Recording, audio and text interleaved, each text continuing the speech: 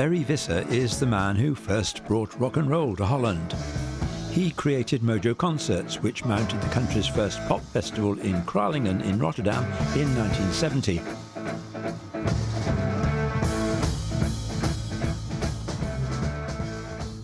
This was the biggest rock event in mainland Europe to date, and Mojo went on to become, and still remains, an important concert promoter.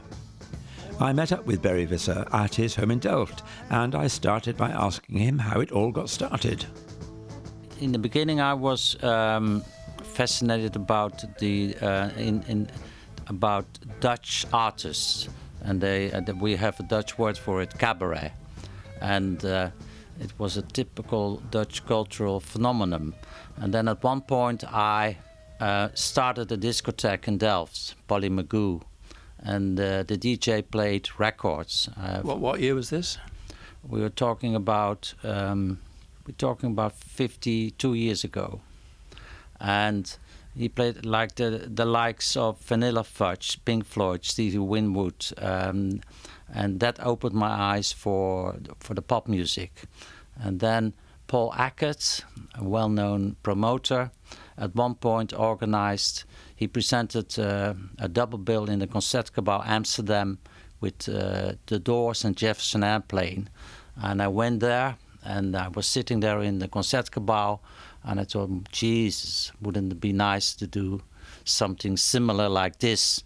And then I bought a ticket for the ferry to London, and I entered. I had one address, NEMS Enterprises, and there I got in touch with Neil Warnock, and in the end he came with a bill, Jethro Tull soft machine.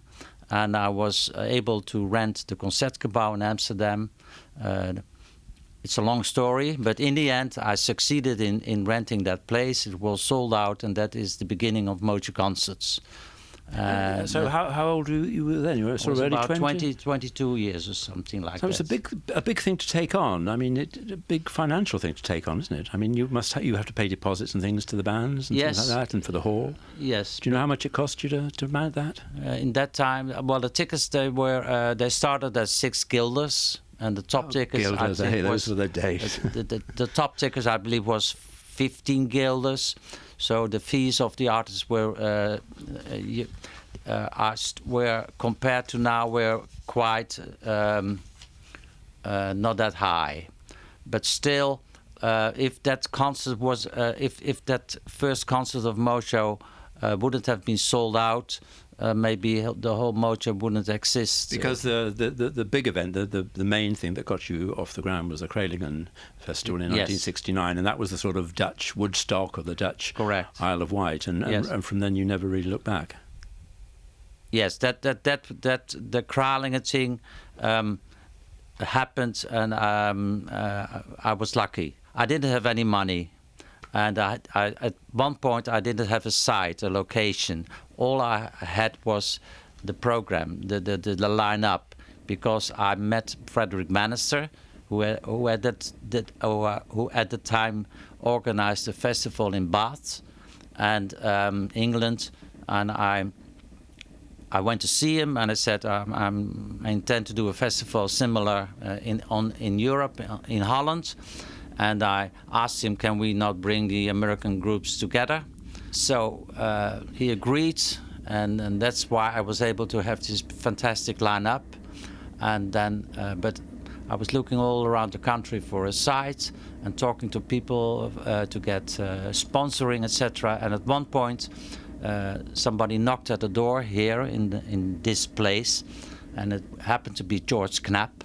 And he had the same idea to do something in Rotterdam. He drove me to Rotterdam. He showed me around the Kralingen site, and of course I was impressed.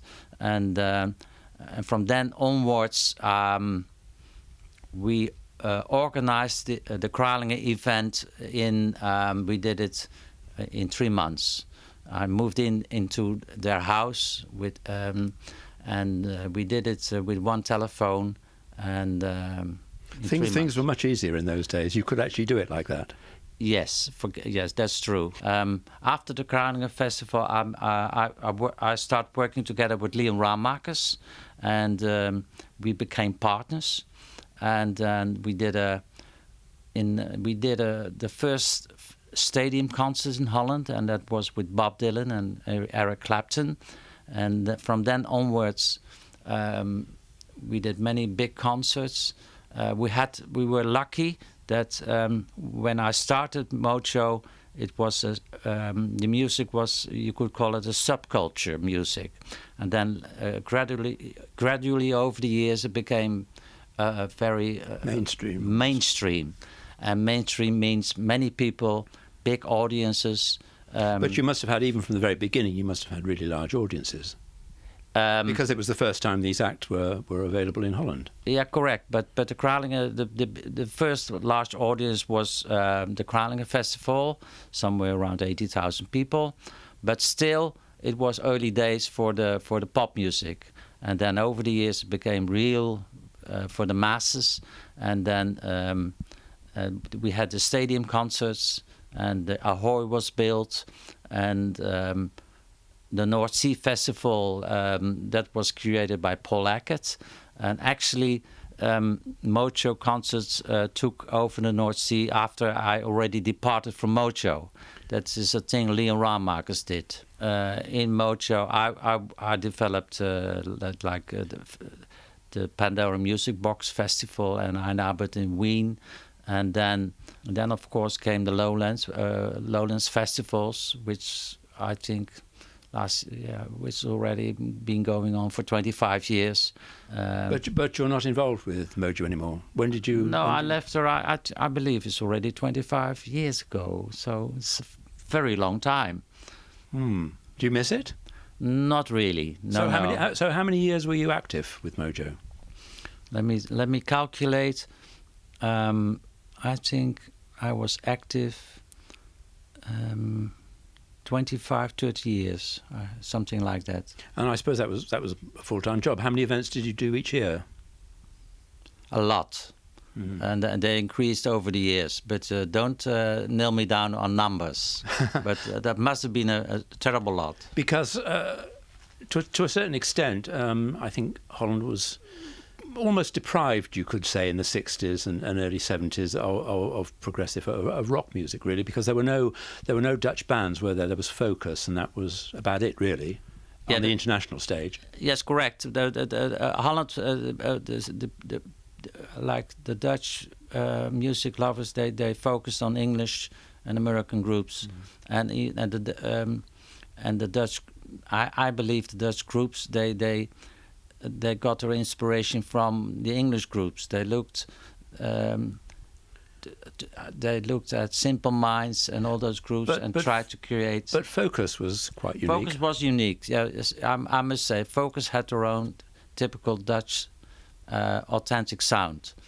But the Dutch pop music, I believe, listened a lot to the English and American music.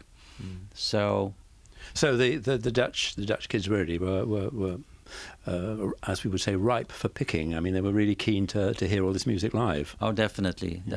And they say Holland was the gate to, like the Eagles did the first gigs. They became popular first in Holland and then afterwards. Did you promote elsewhere in Europe? Did you put on concerts in Germany or France? Not really. In the beginning, I did a tour with the Soft Machine in other countries, and Marlene Dietrich.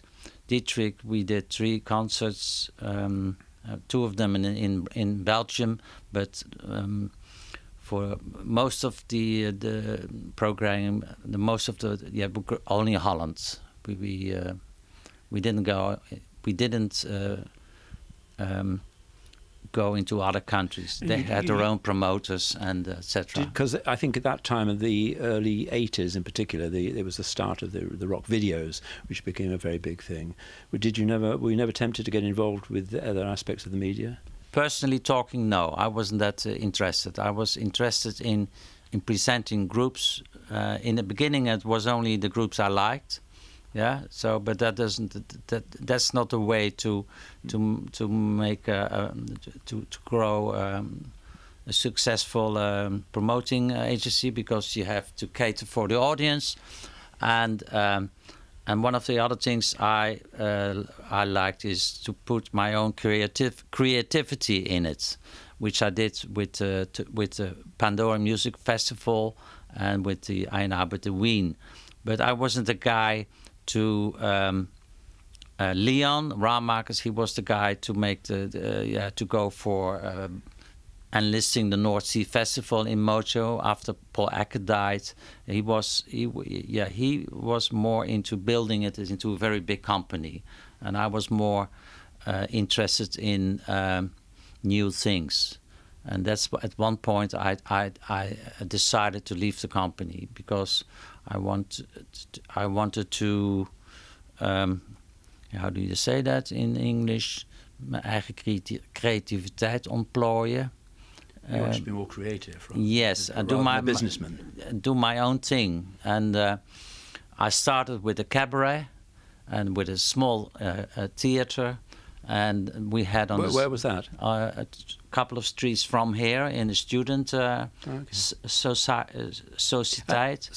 Yes. And what sort of cabaret was this? And we invited Dutch artists, but we were talking about 30 people on a Sunday evening, and actually I'm quite happy.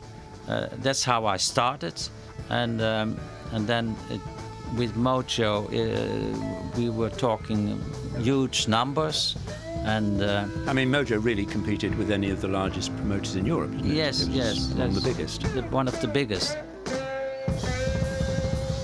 That was Berry Visser, creator of Mojo Concerts, talking about the Kralingen Festival, which was in fact in 1970, not 1969, as I said in the piece.